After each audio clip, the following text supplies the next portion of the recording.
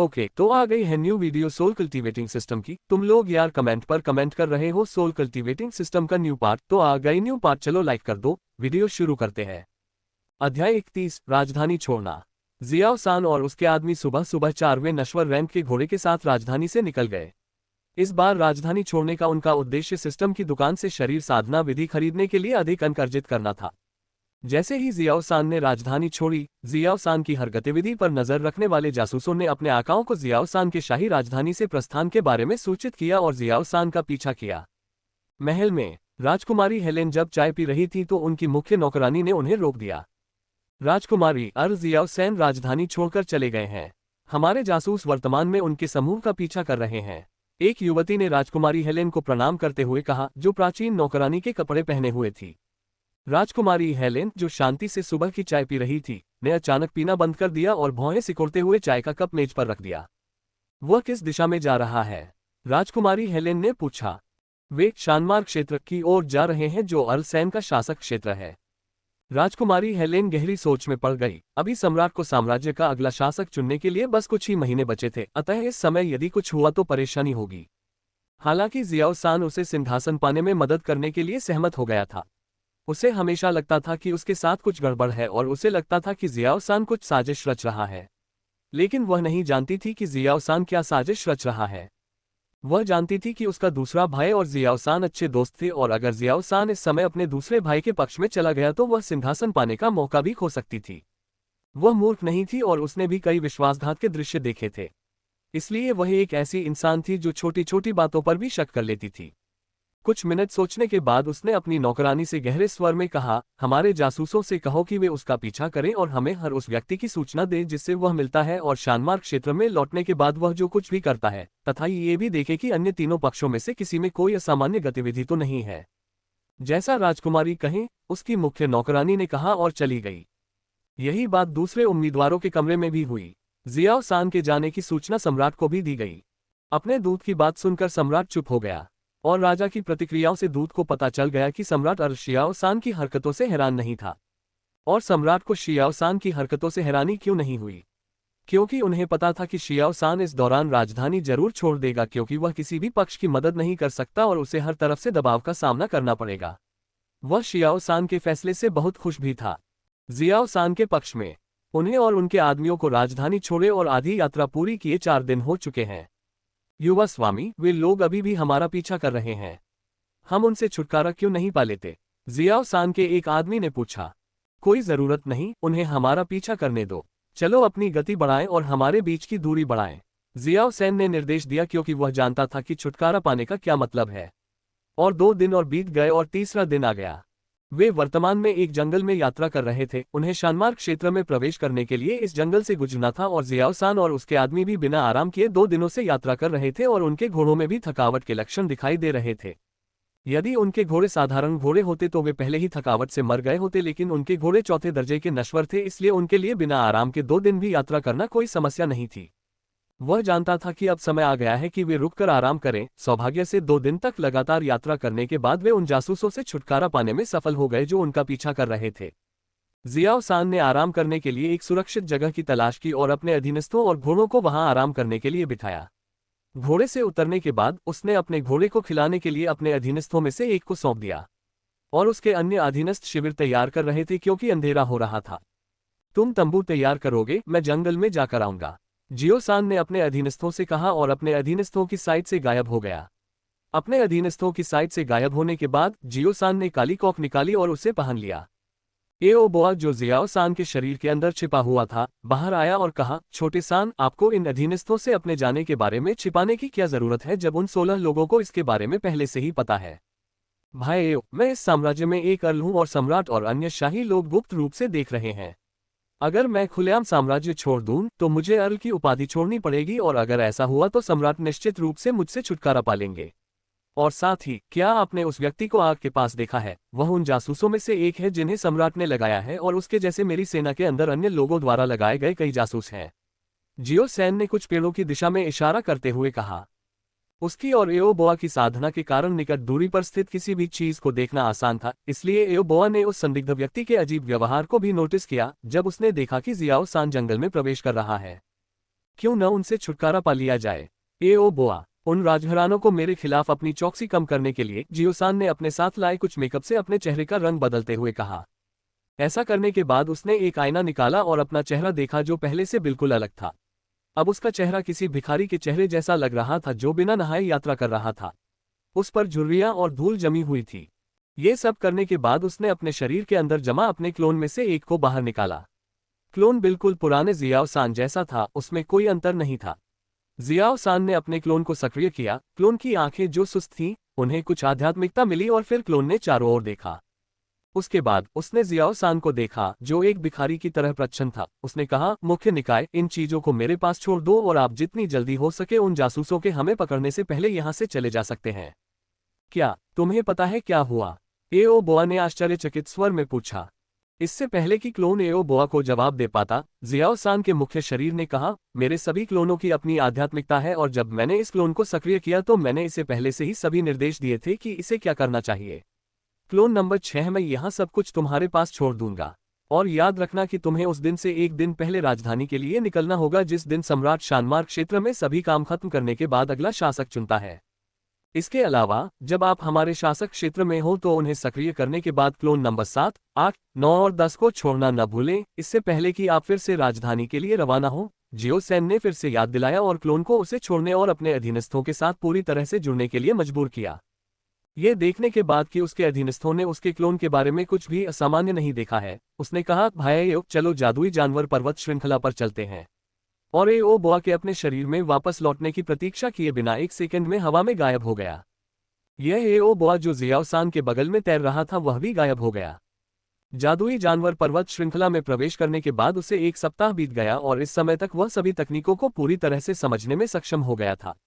और एक दिन एओ बोआ ने उसे उस क्षेत्र के मुख्य क्षेत्र में जाने के लिए कहा जहां वे भविष्य में उसके लिए महत्वपूर्ण कुछ चीजें प्राप्त करने के लिए थे।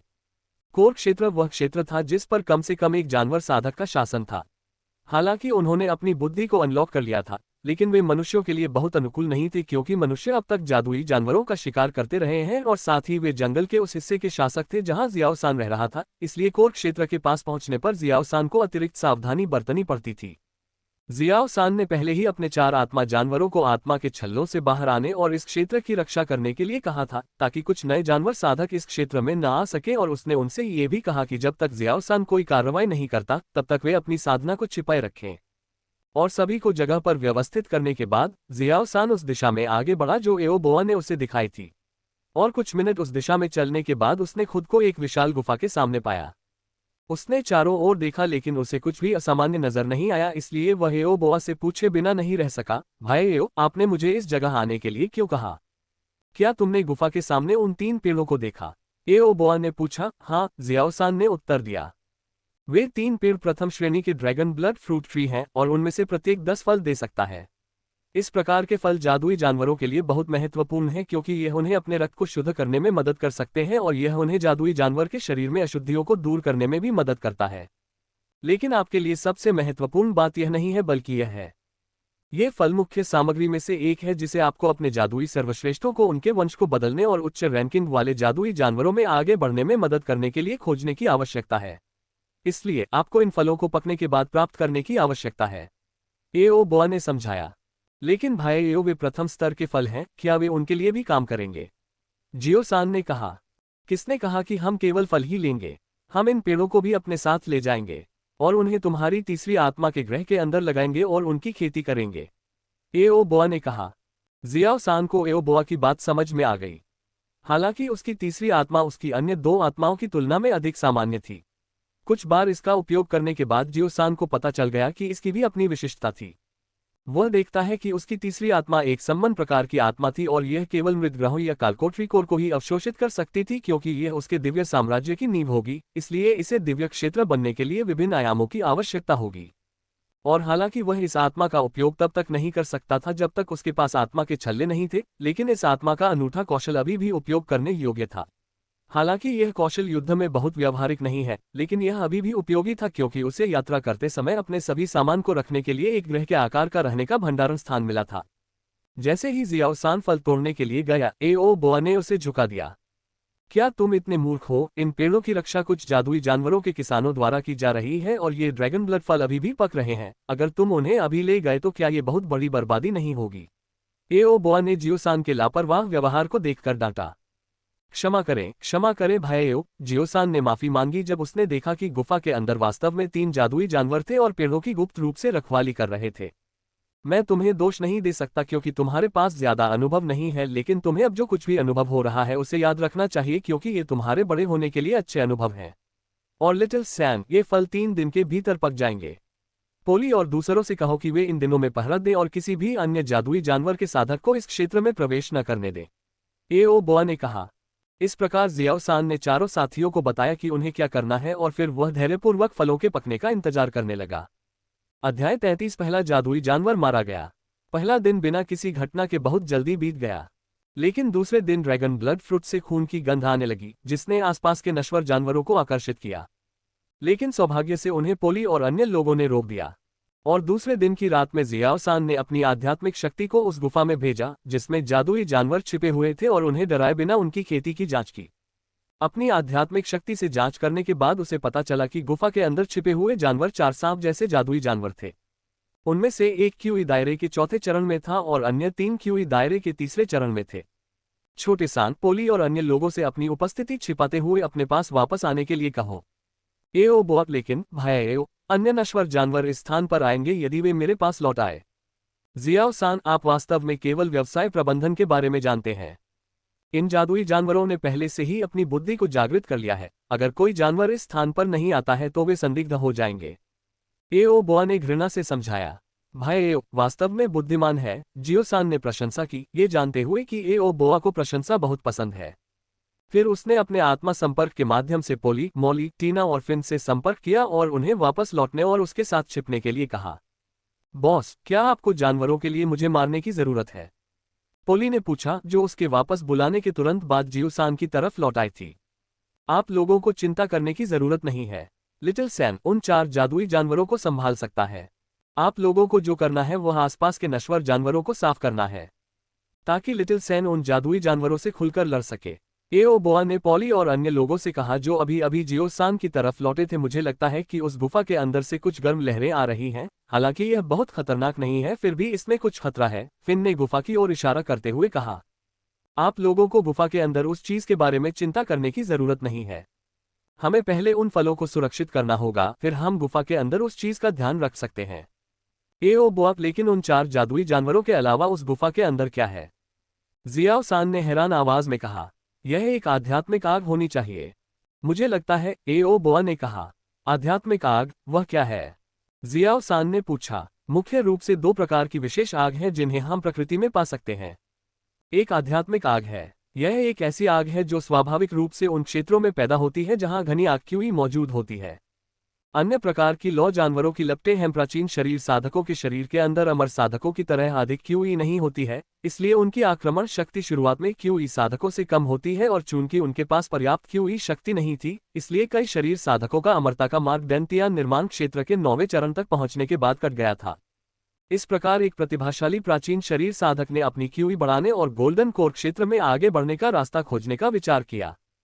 कुछ प्राचीन पुस्तकों में उल्लेख किया गया है कि एक प्रतिभाशाली शरीर साधक ने अपने शरीर के अंदर अपनी क्यूई बढ़ाने का तरीका खोजने के लिए कई प्रयोग किए थे और एक दिन वह व्यक्ति अपने शरीर के अंदर अपनी क्यूई बढ़ाने में सफल रहा और साथ ही आसानी से गोल्डन कोर क्षेत्र में आगे बढ़ गया।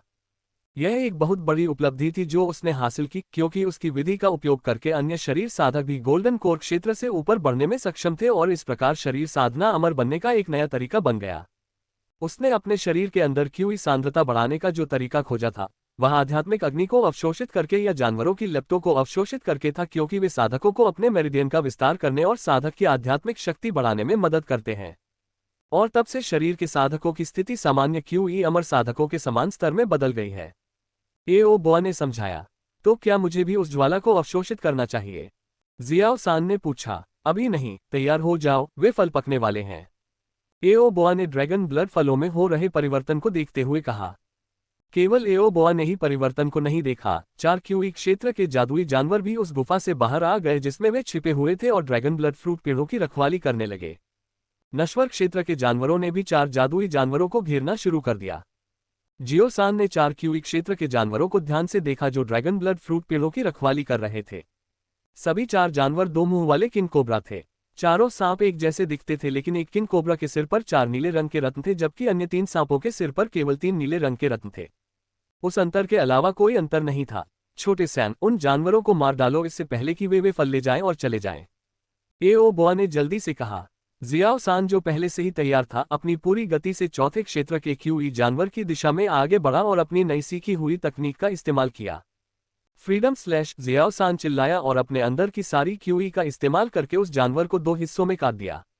अन्य 3 जादुई जानवर जो अचंभित थे जियाओ सान के आश्चर्यजनक हमले के कुछ सेकंड बाद होश में आए और यह महसूस करने के बाद कि उनके बड़े भाई को उनके सामने मानव द्वारा मार दिया गया है, वे पागल हो गए और अपने फेफड़ों की पूरी ताकत से फुफकारते हुए जियाओ सान पर बैंगनी रंग का तरल पदार्थ उछाला। जियाओ सान ये देखकर घबराया नहीं। उसने पूरी तरह से उस बैंगनी रंग के तरल पदार्थ को चकमा दिया और जल्दी से अपनी दूसरी आत्मा के साथ विलीन हो गया। उसकी पहली आत्मा की अंगूठी चमक उठी क्योंकि अन्य 3 जानवरों ने फिर से अपनी पूंछ से उस पर हमला किया। जैसे ही उनकी पूंछ उसे मारने वाली थी, उसके चारों ओर हजारों पंजे दिखाई दिए और तीनों सांपों की ओर खुद को फेंक दिया। हजारों पवन पंजे, जियो सान चिल्लाया क्योंकि पंजे तीनों जानवरों के शरीर से गुजरे और उन्हें मार डाला। तीनों जानवर बेजान होकर गिर पड़े। जियो सान, जो बस मुस्कुराने ही वाला था कि अचानक उसे लगा कि कोई उस पर छिपकर हमला करने की कोशिश कर रहा है, इसलिए वह जल्दी से पीछे हट गया, लेकिन तब तक बहुत देर हो चुकी थी। उसने महसूस किया कि उसके बाएं कंधे की बाहरी त्वचा में कुछ चुभ रहा है। जैसे ही उस जानवर ने उसे काटा, उसका बायां हाथ लकवाग्रस्त हो गया और वह अपने बाएं हाथ को नियंत्रित नहीं कर पा रहा था। जियो सान पहले भी कई जिंदगी और मौत की लड़ाइयों से गुजर चुका था, इसलिए उसने जल्दी से अपने दाहिने हाथ का इस्तेमाल किया और उस चीज को बाहर निकाला जिसने उस पर छिपकर हमला किया था। वह उस चीज को देखकर चौंक गया जिसने उसे काटा था। यह कोई जानवर नहीं था जो मौके की प्रतीक्षा में आसपास छिपा हुआ था, बल्कि यह आधा सांप था, ठीक चौथा क्यूई क्षेत्र का जानवर जिसे जियाओ सान ने पहले 2 भागों में विभाजित किया था। जियाओ सान, जिसने जानवर को देखा, गुस्से में अपने नंगे हाथों से उसे कुचल दिया जब तक कि वह पूरी तरह से मर नहीं गया। जानवर को मारने के बाद उसने अपने चारों ओर देखा क्योंकि छिपे हुए जानवर दिखाई नहीं दिए। उसे उन नश्वर जानवरों की परवाह नहीं थी क्योंकि वह जानता था कि पोली और अन्य लोग उनका ख्याल रखेंगे। उसके बाद उसने अपने बाएं कंधे को देखा और जल्दी से उस जगह से काला खून निचोड़ा जहां जादुई जानवर ने उसे काटा था और हस्ताक्षर किए। प्रतिरोधक क्षमता, पुनर्जनन और समग्र शक्ति उन अन्य साधकों की तुलना में कम है जो गोलियां खाए बिना साधना करते हैं, एओ बोआ ने बताया, जो आधा सच और आधा झूठ था। सचमुच? जियाओ सान ने पूछा। हाँ, मैंने तुमसे कभी झूठ नहीं बोला है, एओ बोआ ने कहा और आगे कहा, छोटे सैन, ये फल ले लो और बाद में मुझे दे दो। जब हम दूसरे दिव्य क्षेत्र में जाएंगे तो मैं उन्हें गोलियों में बदल दूंगा। साथ ही उन्हें स्कैन करके इन पेड़ों को सिस्टम पॉइंट में बदल दो, एओ बोआ ने निर्देश दिया। जियाओ सान ने अपना सिर हिलाया और फलों को स्टोर करने के लिए अपनी स्टोरेज रिंग निकाली। लेकिन जैसे ही वह उन्हें अपनी स्टोरेज रिंग के अंदर स्टोर करने वाला था, उसे एओ बोआ की चिंताजनक चीख ने रोक दिया। रुको रुको, तुम उन्हें जेड बॉक्स का उपयोग किए बिना सीधे स्टोरेज रिंग के अंदर स्टोर नहीं कर सकते, नहीं तो ये फल सड़ जाएंगे। लेकिन भाई एओ, मेरे पास कोई जेड बॉक्स नहीं है, जियो सान ने परेशान भाव से कहा। बॉस, अगर आपको कुछ जेड बॉक्स की जरूरत है तो मेरे पास कुछ है, टीना ने कहा। सच में? तो क्या मैं आपसे कुछ उधार ले सकता हूँ? जियो सान, कोई बात नहीं बॉस, यहाँ 750 जेड बॉक्स हैं, टीना ने अपने स्टोरेज रिंग से कई जेड बॉक्स निकालते हुए कहा। जियाओ सान ने जेड बॉक्स के छोटे पहाड़ को देखा जो टीना ने निकाला था और पूछा, ये तुम्हें कहाँ से मिले? ओह, साम्राज्य के चारों ओर डाकुओं के ठिकानों को नष्ट करने के बाद उन्हें प्राप्त किया, टीना ने गले लगाने के संकेत के साथ कहा। वह बॉस, टीना को एक अजीब जुनून है, उसे रत्नों या कीमती पत्थरों के बीच सोना पसंद है, मौली ने हंसते हुए कहा। सिर्फ मुझे ही क्यों अजीबोगरीब जुनून है? आह, फिर तुम्हारा क्या? आह, तुम हमेशा पैसे गिनते हो जो हमने डाकुओं से छीने थे जब तुम आजाद होते हो।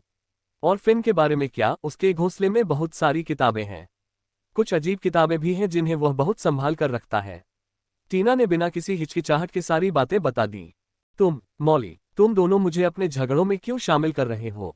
फिन ने मासूमियत से पूछा। चुप रहो, मौली और टीना ने एक साथ कहा। फिन ने जल्दी से बात करना बंद कर दिया। वास्तव में हम चारों में से मैं ही एकमात्र व्यक्ति हूं जो सामान्य है, पोली ने गर्व से कहा। तुम भी चुप हो जाओ, तीनों एक साथ चिल्लाए। ठीक है, शांत हो जाओ, हमें पहले इस मामले को खत्म करना होगा, एओ बोआ ने जल्दी से हस्तक्षेप किया और होने वाली लड़ाई को रोक दिया। उन चारों ने नागभान सिकुड़ी और अपने सिर विपरीत दिशाओं में घुमा लिए। ये देखकर जियाओ सान का मुंह खुला का खुला रह गया। उसने मन ही मन नोट बना लिया कि अपना काम पूरा करने के बाद वह उनका ख्याल रखेगा। फिर उसने सावधानीपूर्वक फलों को तोड़ा और उन्हें जेड बॉक्स के अंदर संग्रहित किया और फिर उन्हें अपने भंडारण ऋण के अंदर रख दिया। जियो सैन को इसे खत्म करते हुए देखकर एओ बोआ ने कहा, चलो अब हम उस आध्यात्मिक अग्नि को ले लें, और गुफा की दिशा की ओर तैर गए। सान ने पूछा, मूर्ख, जब तुम्हारे पास आध्यात्मिक क्षेत्र की आध्यात्मिक शक्ति है तो हमें एक छोटे से लावा पूल में कूदने की क्या जरूरत है? एओ बोआ ने डांटा। जियाओ सान ने एओ बोआ के चेहरे को संदेह भरी नजर से देखा। जियाओ सान की नजर को महसूस करने के बाद ही एओ बोआ को याद आया कि जियाओ सान को साधक बने हुए केवल 1 महीने ही हुए थे। इस प्रकार उसके लिए किसी बात के बारे में अनभिज्ञ रहना स्वाभाविक था। इस प्रकार उन्होंने थोड़ा सा हस्ताक्षर किया और कहा, ध्यान से सुनो, आध्यात्मिक शक्ति का उपयोग स्कैनिंग के अलावा कई चीजों के लिए किया जा सकता है। इसके अलावा क्या मैंने आपको आध्यात्मिक शक्ति के स्तरों के बारे में नहीं बताया है? वैसे भी मैं आपको आध्यात्मिक शक्ति के बारे में समझाता हूँ। मैंने आपको बताया है कि प्रत्येक प्राणी, चाहे वह जीवित हो या निर्जीव, में एक आत्मा होती है।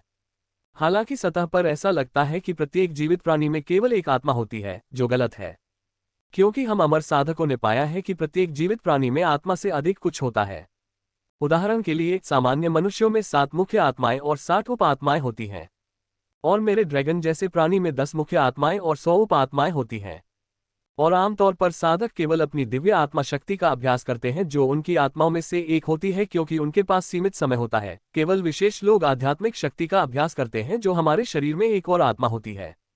आप एक आत्मा साधक हैं, इस प्रकार आप निर्माण गुरुओं की तरह आध्यात्मिक शक्ति की खेती कर रहे हैं।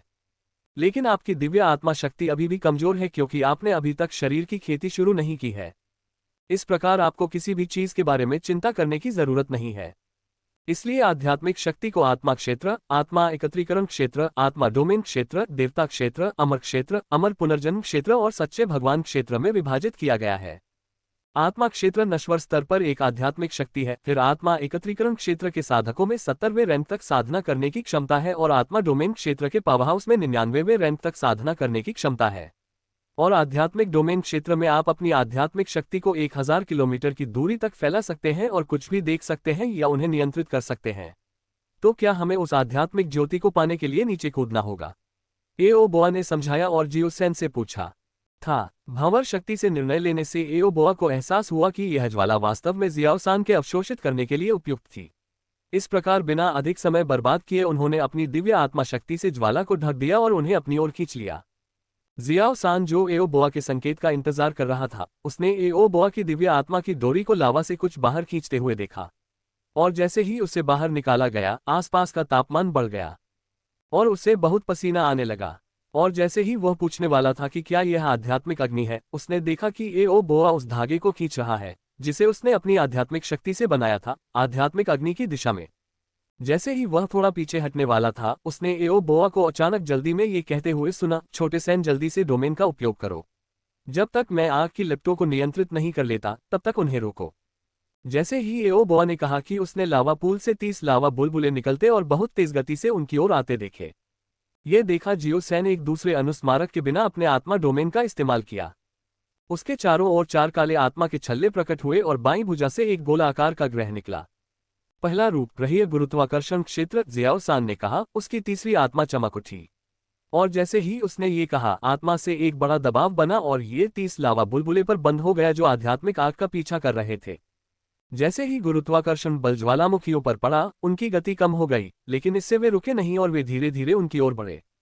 जियाओ सान थोड़ा घबरा गया, लेकिन उसने जल्दी ही खुद को शांत किया और अपनी पूरी आत्मा शक्ति का उपयोग करते हुए डोमेन के दूसरे रूप का इस्तेमाल किया। दूसरा रूप, ग्रहीय दबाव। जैसे ही उसने उस कौशल का इस्तेमाल किया, सभी 30 फ्लेम डावरिंग बीटल अचानक रुक गए और वे तुरंत जमीन पर पिन हो गए और दबाव और गुरुत्वाकर्षण द्वारा टुकड़े टुकड़े हो गए। एओ बोआ, जो आध्यात्मिक ज्वालाओं की देखभाल कर रहा था, वह ये देखकर अवाक रह गया कि जियाओ सान ने क्या किया, क्योंकि वह उन्हें पकड़कर जियाओ सान का पालतू जानवर बनाने की योजना बना रहा था। भले ही उसकी योजना बर्बाद हो गई हो, लेकिन उसने जियाओ सान से कुछ नहीं कहा, क्योंकि उसे जियाओ सान की एक बड़ी कमजोरी का पता चल गया था। ये देखकर कि जियाओ सान के पक्ष में लड़ाई कुछ ही सेकंड में समाप्त हो गई थी, एओ बोआ ने पूरी तरह से आध्यात्मिक अग्नि को सील करने पर ध्यान केंद्रित किया। जादुई जानवरों को खत्म करने के बाद जियाओ सान ने एओ बोआ की दिशा में देखा और आध्यात्मिक अग्नि की जांच की। लेकिन दुख की बात है कि वह इसे स्पष्ट रूप से नहीं देख सका, क्योंकि एओ बोआ ने इसे अपनी दिव्य आत्मा शक्ति से ढक दिया था। इस प्रकार यह वर्तमान में पूरी तरह से सफेद रंग से ढका हुआ था। देखा कि एओबोआ पूरी तरह से लपटों को सील करने में ध्यान केंद्रित कर रहा था। उसने उसकी रक्षा करना शुरू कर दिया। अध्याय 37 राजधानी में अराजकता। एओबोआ 2 महीने के भीतर मुहर लगाने में सफल हो गया और इसे पूरा करने के बाद उसने राहत में हस्ताक्षर किए। उसके बाद उसने जियाओ सान की ओर देखा जो आध्यात्मिक ज्योति को सील करते समय उसकी रखवाली कर रहा था, मुस्कुराया क्योंकि उसने उसकी आखिरी सलाह को अपने दिल में बसा लिया था। छोटे सैन, अपनी ग्रह जैसी आत्मा को बाहर निकालो और इस ज्वाला को इसके अंदर जमा करो, एओबोआ ने कहा। लेकिन भाई एओ, क्यों न हम इस लॉ को एक स्टोरेज रिन के अंदर रख दें क्योंकि मैं इसे नियंत्रित नहीं कर सकता, जियो सैन ने चिंतित स्वर में कहा। नहीं, हम आध्यात्मिक ज्वालाओं को निम्न श्रेणी के भंडारण छल्लों के अंदर संग्रहित नहीं कर सकते क्योंकि आध्यात्मिक ज्वालाओं को जीवित चीजें माना जाता है, भले ही उनमें कोई बुद्धि न हो। इसके अलावा आपको इस ज्वाला के अचानक भड़कने के बारे में चिंता करने की जरूरत नहीं है क्योंकि मेरी सील लगभग 1 साल के समय तक चल सकती है और साथ ही आपका ग्रह तीसरी आत्मा अतीत में एक ग्रह था, इसलिए इसमें कोई समस्या नहीं होगी, भले ही यह अचानक इसके अंदर भड़क जाए, क्योंकि आपकी ग्रह प्रकार की आत्मा आध्यात्मिक ज्वालाओं को पोषण के रूप में मानती है। एओबोआ ने जियोसान के भाषण में चिंतित स्वर सुनकर समझाया। एओबोआ की बात सुनने के बाद जियोसान ने तुरंत अपने ग्रह प्रकार की आत्मा को बुलाया और उसके अंदर आध्यात्मिक ज्वाला को संग्रहित किया। जैसे ही लपटें ग्रह की सतह पर पहुंची, उन्हें उन लपटों को बुझाने की तीव्र इच्छा हुई, लेकिन उन्होंने तुरंत खुद पर काबू पा लिया और अपनी भावनाओं को शांत कर लिया। एओबोआ ने देखा कि जियाओसान ने आध्यात्मिक ज्वाला को अपनी आत्मा के अंदर सुरक्षित रूप से संग्रहित कर रखा था। चलो जल्दी से इस जगह से चले जाओ क्योंकि मेरी आध्यात्मिक शक्ति खत्म हो रही है। मैं तुम्हारे शरीर में प्रवेश करूंगी और जाते समय कुछ ताकत हासिल करने की कोशिश करूंगी, एओबोआ ने कहा और जियोसान के जवाब की प्रतीक्षा किए बिना उसके शरीर में प्रवेश कर गई। जियोसान जानता था कि अगर वह जल्द से जल्द इस जगह को नहीं छोड़ेगा तो स्थिति भयावह हो जाएगी। सौभाग्य से भाई एओ मेरे चारों ओर एक आवरण डालना नहीं भूले। जियोसान ने एओबोआ द्वारा उसके चारों ओर डाली गई पारदर्शी आध्यात्मिक शक्ति को देखने के बाद सोचा, जिसका उपयोग उन्होंने इस गुफा के अंदर यात्रा करते समय गर्मी और जहर का विरोध करने के लिए किया था।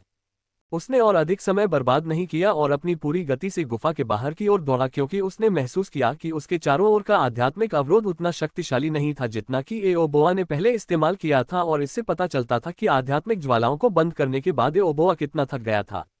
अस्तित्व में आने के रास्ते में वह फिन और टीना से मिला था। उन्होंने उसे बताया था कि वे गुफा के उस क्षेत्र के अंदर ही रहेंगे क्योंकि उन्होंने अपनी फीनिक्स आग को पूरी तरह से विकसित नहीं किया है, इसलिए वे कम से कम 10 दिन और इसके अंदर ही रहेंगे। और उनसे थोड़ी देर की बातचीत के बाद जियाओसान उन्हें छोड़कर चला गया।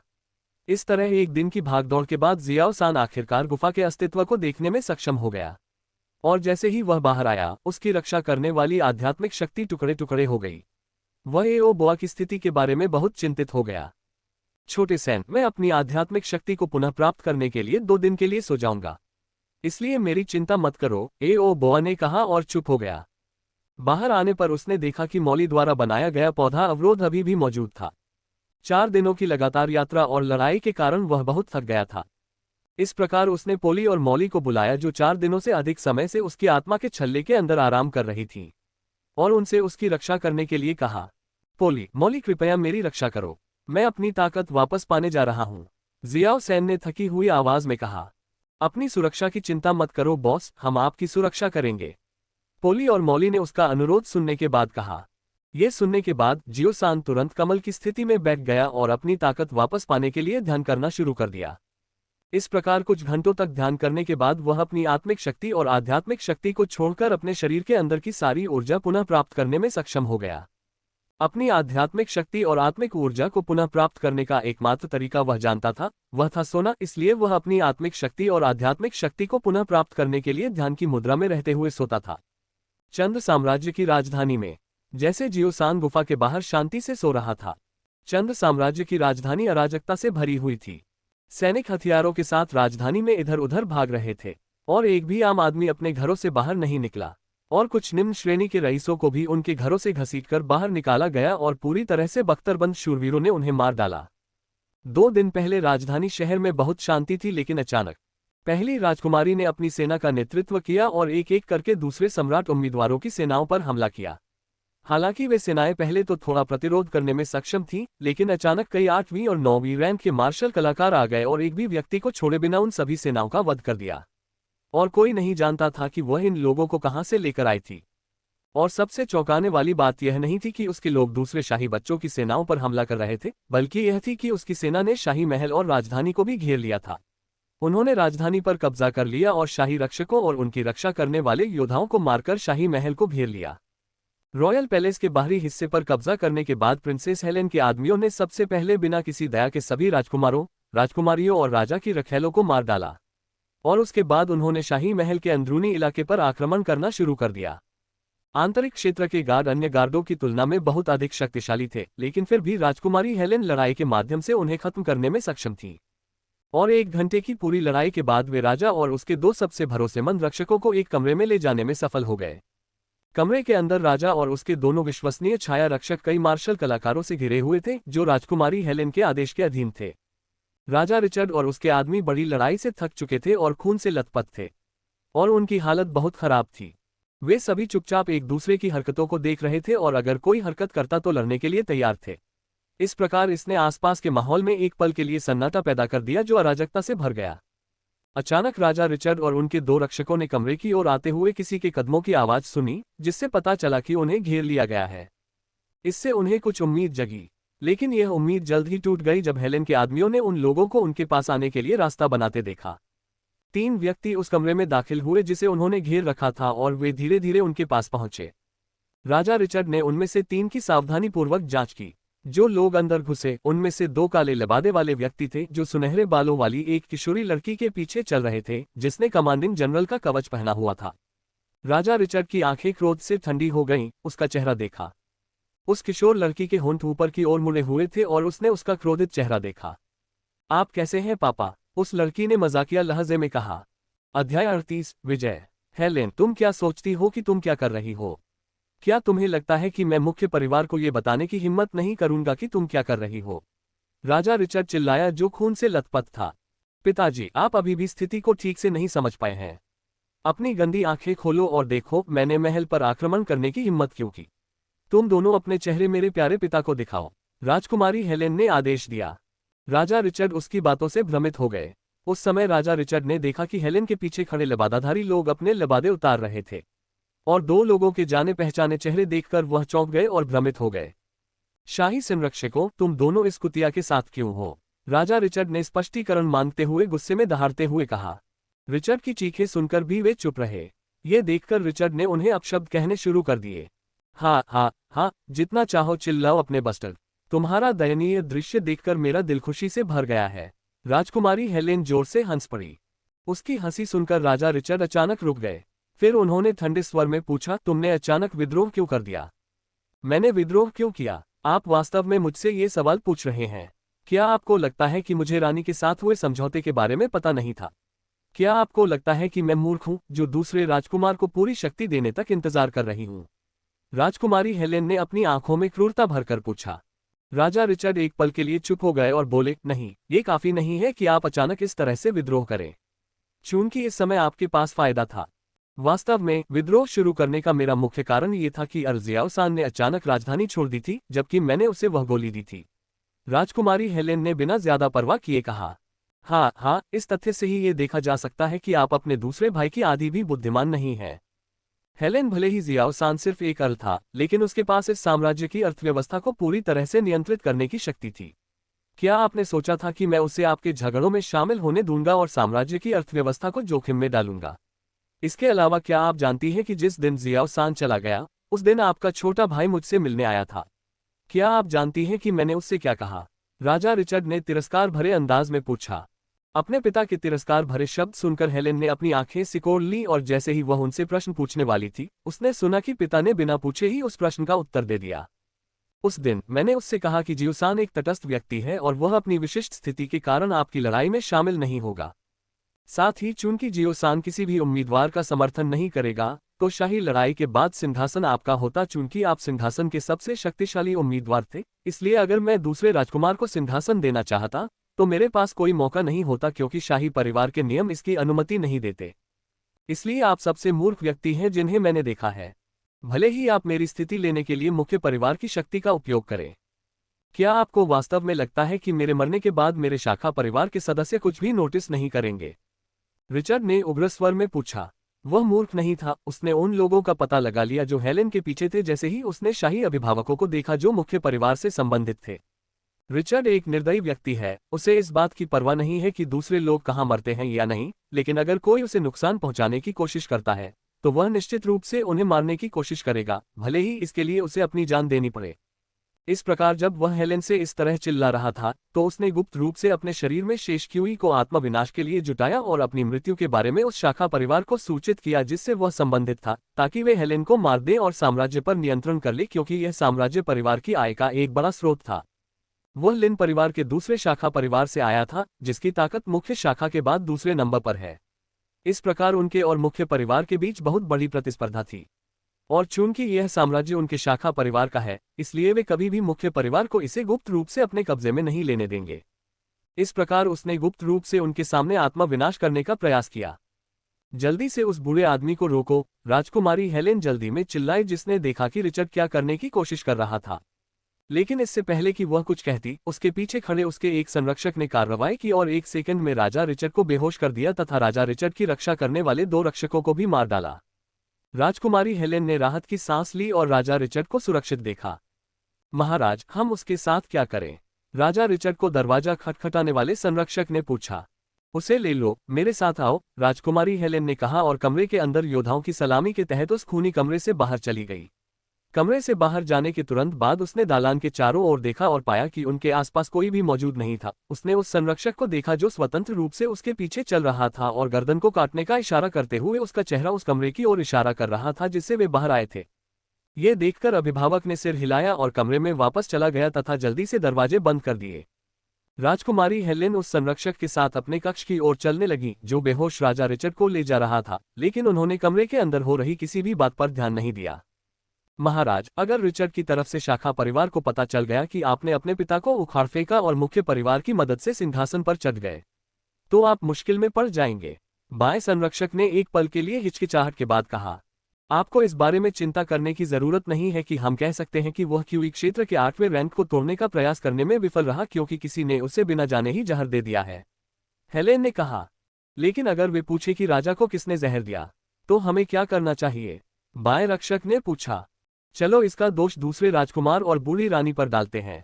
हम उनसे कह सकते हैं कि एकांतवास में जाने से पहले पिता ने मुझे शाही आदेश दिया था, जब मैं अपनी सेना के साथ राजधानी के बाहर कुछ डाकुओं के ठिकानों को नष्ट करने के लिए गया था, और उस शाही आदेश में लिखा था अगर मैं 8वीं रैंक का क्यूई क्षेत्र साधक बनने में विफल रहता हूं और गिर जाता हूं, तो सिंहासन पहली राजकुमारी को दिया जाना चाहिए।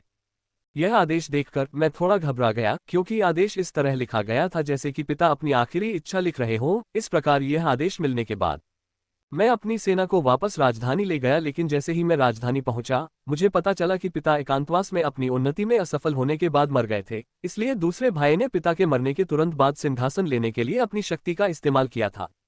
यह देखकर मैं क्रोधित हो गया और पिता द्वारा अपनी मृत्यु से पहले तैयार किए गए शाही आदेश को दिखाने के बाद उन्हें सिंहासन से हटने के लिए कहा।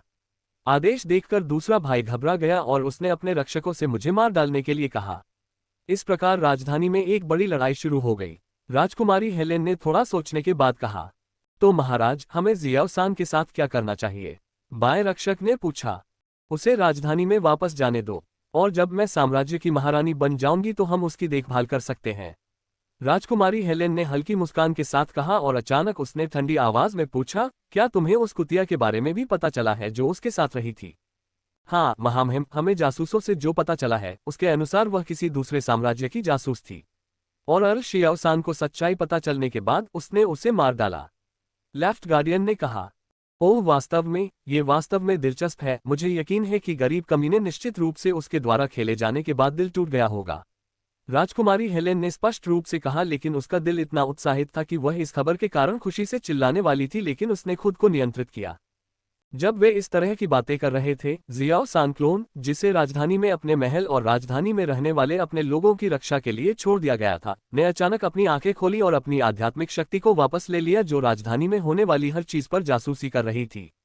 वह थोड़ा सा उदास होकर चुपचाप खड़ा रहा। उसने सोचा, क्या बकवास है, क्या वह महिला मुख्य दल को अपने झगड़ों में घसीट रही है? चीजें हाथ से निकल रही हैं, मुख्य दल भी व्यस्त है, मैं 4 दिनों से उससे संपर्क नहीं कर पाया। वीडियो खत्म हो गई भाई लोग, अब टाटा बाय बाय खत्म।